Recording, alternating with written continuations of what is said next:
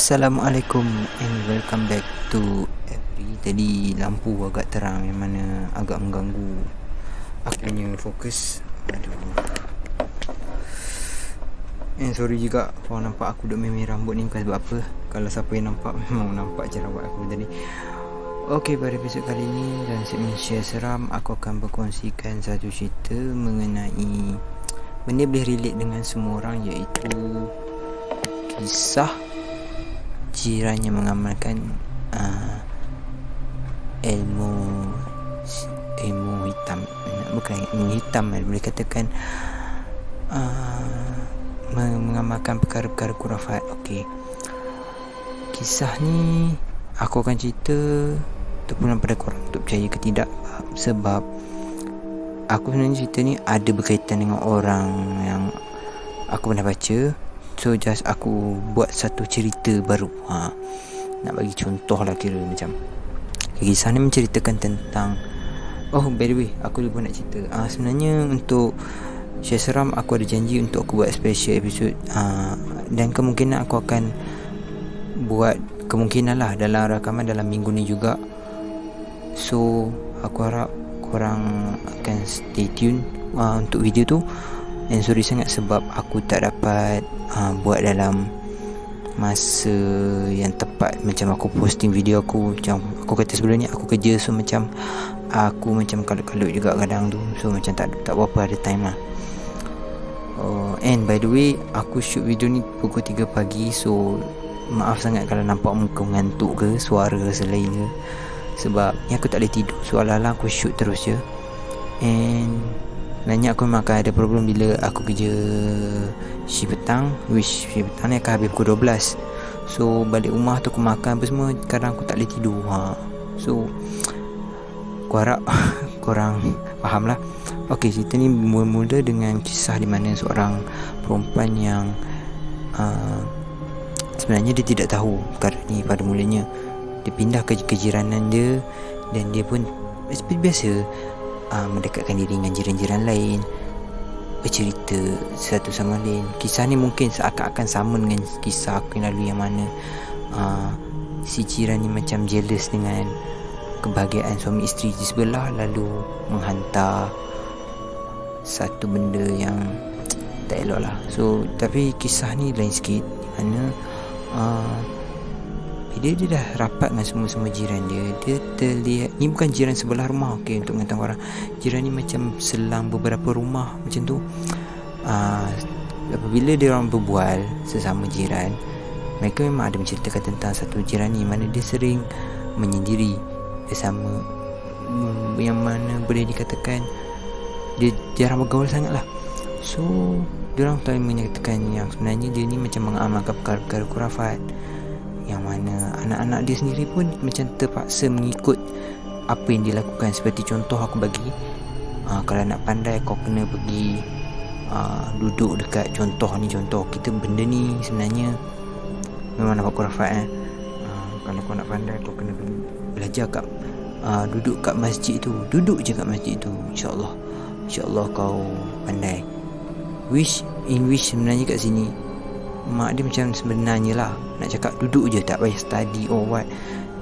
Tapi dah agama kita ni mengajarkan untuk berusaha baru boleh tawakal. So ini just seumpama lah tawakal saja, tiada sebarang usaha. So macam memang tak digalakkan. Dan apa yang sebenarnya yang membuatkan aku kata apa benda khurafat lain dia buat, yang aku boleh bagi contoh, yang dia berikan kepada anak dia, macam jangan kawan dengan budak-budak yang ada IQ rendah apa semua ni. Okey, tu mula-mula dia tanamkan sifat-sifat yang boleh katakan tidak elok. So selepas pada itu dia mula menanam perkara-perkara yang sebenar-benarnya bagi aku, memang tak boleh lah. Dia mula menanam perangai-perangai khurafat yang mana dia sendiri amalkan, tapi dia bawa kepada anak-anak dia.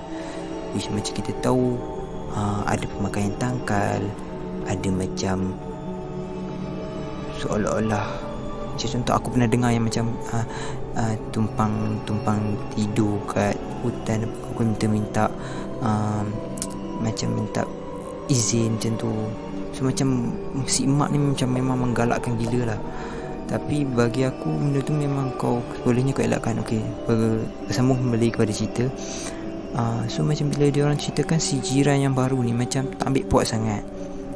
And one day kebetulan dia keluar pada rumah, keluar pada pagar dia, sebab dia macam nak tengok suasana malam di taman. Dia duduk di kawasan perumahan taman, tapi untuk mengetahukan taman ni taman elit. So macam selalunya kosong lah. And dalam kekosongan tu dia terlihat satu tubuh diri di luar satu rumah, yang mana dia tahu itu adalah rumah perempuan ataupun satu orang yang sering digosipkan oleh para jiran yang lain, yang mana apa yang dia telah melihat ialah perempuan tersebut seolah-olah sedang menyiapkan satu benda untuk upacara lah.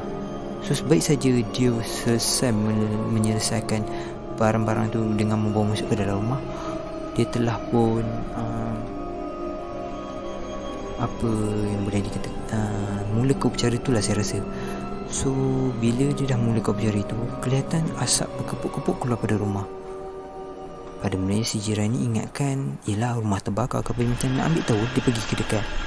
Tapi apa yang dilihat, sebab pada jauh dia tak nampak benda tu, tapi dia nampak bekas kemenyan yang mana dibakar. Dan sebenarnya benda tu ni bagi akulah memang jelas lah syirik, kurafat semua tu memang complete lah dalam orang si jiran yang melakukan benda ni. So si jiran baru ni macam malas nak tegur ke apa. Yelah kau kan baru dalam komuniti ni, macam tak best lah untuk kau tegur orang-orang yang dah lama dalam komuniti tu kan, walaupun sebenarnya dia tak bergaul. So next day, hari berikutnya, dia telah bertanya pada jiran-jiran lain. Saja bertanya, memang kawasan rumah dia memang selalu berasap ke? So macam ada seorang ni explain, sebenarnya ni daripada beberapa orang cerita lah, dia ni memang mengamalkan ada satu ilmu turun-temurun daripada family dia, yang mana sebenarnya itu juga yang membuatkan dia percaya dengan benda kurafat dan syirik ni. So macam benda ni yelah boleh katakan salah dia sebab percaya benda tu, tapi tak juga, sebab yelah family yang ajar daripada turun-temurun kan. So macam dia dah terbiasa untuk setiap kali Khamis malam Jumaat dia akan asapkan rumah. So macam benda tu agak mengerikan lah untuk si jiran baru ni. Tapi jiran-jiran ni mengatakan ada benda ngeri lain berlambak lagi yang pernah berlaku, cuma tak pernah terjadi pada si jiran baru ni, lagi tak pernah nampak. And sebenarnya bila dia lihat benda tu pun sudah dia mula merasa seram, apatah lagi ada benda-benda lain yang mungkin dia tak pernah nampak sebelum ni. So kat sini okay, sorry sangat cerita aku kali ni macam lebih kepada kisah yang berpengajaran. Seram dia lebih kepada seram yang berpengajaran, which adalah nilai-nilai murni yang kau perlu belajar, which kau kena ambil tahu juga, which kau bukan busybody, kau kena ambil tahu, which kau akan dapat berwaspada kat situ. So sampai sinilah share aku pada kali ni. Sorry sangat kalau tak seram. And for korang punya information, aku memang banyak video yang aku last minute, macam kadang aku terlupa pun, aku macam just lemparkan apa idea yang aku ada. And banyak yang cerita fiction seram yang aku cerita tu pun aku tak buat storyline apa, aku just cerita. So sorry sangat kalau ceritanya tak menarik ke apa and kurang seram.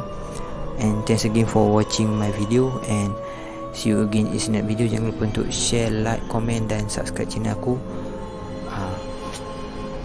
Kembali lagi pada segmen seram yang seterusnya. Assalamualaikum.